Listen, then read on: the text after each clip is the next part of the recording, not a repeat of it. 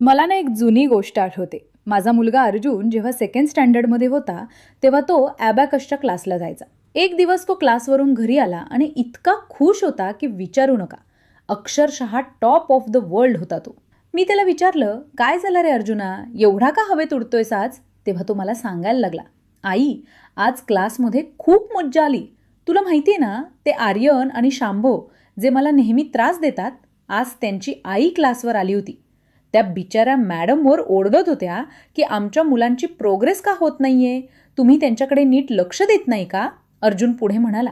त्यावर मॅडमनी लगेच मला सगळ्यांसमोर बोलावलं आणि माझा 15 मिनिटाचा डेमो घेतला. मला सगळी गणितं पटापट आली. तेव्हा मॅडम त्या पालकांना म्हणाल्या की मी तर सर्वांना सारखंच शिकवते, पण कोणाची प्रोग्रेस स्लो असते तर कोणाची फास्ट. त्या दिवशी मला एक गोष्ट प्रकर्षानं जाणवली. एकाच वर्गात एकाच टीचरकडून शिकणारी 2 मुलं, पण त्यांच्या ग्रॅस्पिंग पॉवरमध्ये एवढा फरक का असतो? हा फरक फक्त प्रॅक्टिसचा असतो की त्यांच्या मेंदूला मिळणाऱ्या इंधनाचा. स्वागत आहे तुमचं मनाचे टॉक्समध्ये.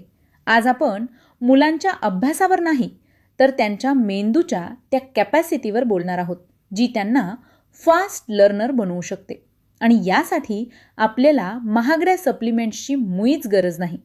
तर आपल्या महाराष्ट्रातल्या मातीत अशा 5 गोष्टी दडल्या आहेत, ज्यांना जग आता सुपरफूड म्हणते. पहिली गोष्ट म्हणजे आळूची पाने. आपल्याला वाटतं आळू फक्त वडीसाठी असतो, पण या पानांमध्ये असणारे फोलेट आणि ल्युटिन मुलांच्या मेंदूतील सेल्सना एकदम ॲक्टिव्ह ठेवतात. आता हे त्यांना द्यायचं कसं? फक्त वड्यांवर अवलंबून न राहता ही पाने बारीक चिरून पराठ्यांच्या कणकीत मळून त्यांचे मस्त धपाटे बनवा. मुलं आवडीने खातील आणि पानांचा अर्क थेट त्यांच्या पोटात जाईल. आता तुमच्या मनात एक प्रश्न नक्कीच आला असेल की जर आळूची पानं अशी सरळ वापरली तर मुलांच्या घशात खवखव नाही का होणार किंवा त्यांना खाज येईल का? खरं तर आळू वापरताना काही साध्या पण महत्त्वाच्या ट्रिक्स वापराव्या लागतात, ज्यामुळे ही खवखव पूर्णपणे निघून जाते. पण मुलांसाठी हा आळू नक्की कसा स्वच्छ करायचा, तो कसा शिजवायचा आणि त्याच्या खास ब्रेन बूस्टिंग रेसिपीज तुम्हाला सविस्तर पाहायच्या असतील तर खाली कमेंट्समध्ये आळू असं नक्की लिहा. जर 100 कमेंट्स आल्या तर मुलांसाठी आळूचा वापर कसा करायचा आणि त्याच्या पौष्टिक रेसिपीज यावर आपण एक स्पेशल व्हिडिओ घेऊन येऊ. दुसरा पदार्थ आहे जवस. आज ओमेगा 3 साठी लोक महागड्या माशांच्या तेलाच्या कॅप्सूल्स घेतात, पण आपल्या जवसात ते नॅचरली असतं. जवसामुळे मुलांची मेमरी कमालीची वाढते. वापरण्याची सोपी पद्धत म्हणजे जवसाची बारीक पावडर करून ठेवा आणि मुलांच्या रोजच्या वरणात किंवा भाजीमध्ये फक्त अर्धा चमचा मिसळा. त्यांना चवही कळणार नाही आणि मेंदूला आवश्यक फॅटी ॲसिड्स सहज मिळतील. तिसरा पदार्थ म्हणजे राजगिरा. आपण याला फक्त उपवासाचं खाणं समजतो, पण यातलं लोह मुलांच्या मेंदूला होणारा ऑक्सिजनचा सप्लाय सुधारतं.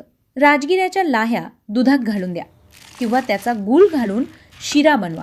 यामुळे मुलांची चिडचिड कमी होते आणि अभ्यासात कॉन्सन्ट्रेशन वाढतं. चौथा आणि सर्वात पॉवरफुल घटक म्हणजे काळी खजूर आणि साजूक तूप. आता तुम्ही म्हणाल, तूप तर आपण रोजच खातो, त्यात काय विशेष?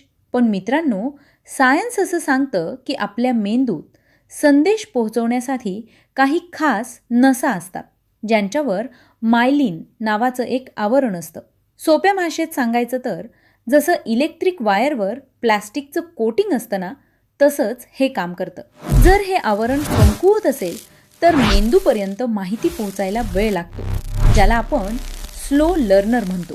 इथेच साजूक तूप एखाद्या नॅचरल लुब्रिकंट सारखं काम करतं. ते या मायलिन थराला मजबूत करतं, ज्यामुळे मुलांचा इन्फॉर्मेशन प्रोसेसिंग स्पीड कमालीचा वाढतो. मग ती अवघड गणितं असोत किंवा कठीण विषय, त्यांना ते चुटकीसरशी समजायला लागतात.